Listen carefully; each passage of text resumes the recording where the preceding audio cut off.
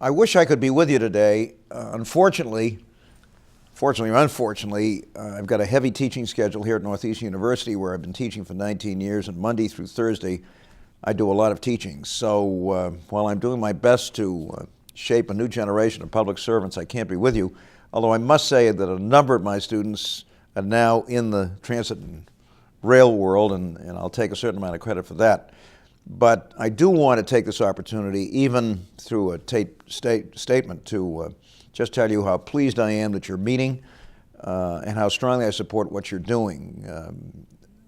I guess it's fair to say that I've been rather obsessive on the subject of transit and rail for a long time, and it all goes back to the 1960s when I was first elected to the Massachusetts legislature, and I watched both our commuter rail and intercity rail systems here in the Northeast just fall apart. And it's not an accident that I led the fight to kill the so-called Master Highway Plan of Metropolitan Boston, and with the help of Tip O'Neill and the Massachusetts Congressional Delegation, we became the first state in the country to be able to use our interstate highway money for public transportation. And of course, I spent a lot of time in the Northeast Corridor, but it has always seemed to me that this country desperately needed a first-class national rail passenger system, and one of the most distressing things to me is to go to Europe, to go to Japan, now to go to China and other parts of the world and see all of these folks with whom we compete and with whom we compare ourselves investing billions in first-class high-speed rail systems, and we're still putzing along for the most part at 80 miles an hour. We're better than that. I think we ought to be able to do better than that. I'm very pleased that we now have an administration in the White House that understands this. On the other hand, I don't have to tell you that the results in the midterm elections were not exactly the ones that those of us who strongly support investing in a first-class national rail passenger system would have liked. Let's hope that we can continue to work and maintain the kind of bipartisan majority which we have had, and with the leadership of the administration and the Secretary of Transportation and lots of good people on both sides of the aisle, make sure that we keep this going. We finally have momentum, and this is the time to build it. We're in the middle of a recession. Contractors are hungry. They're bidding low. We've got thousands and thousands of skilled construction tradespeople looking for work, wanting work. What better time to get cracking on a high-speed rail system for America? So I applaud you for your efforts.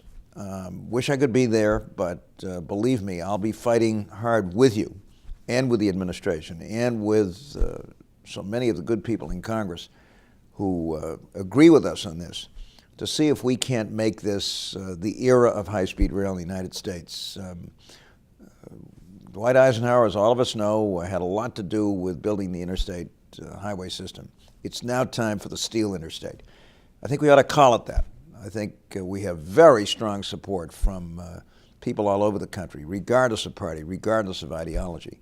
Look at the individual tax initiatives to support transit and rail, a vast majority of which over the course of the past several years have passed in city after city after city, including, by the way, Los Angeles.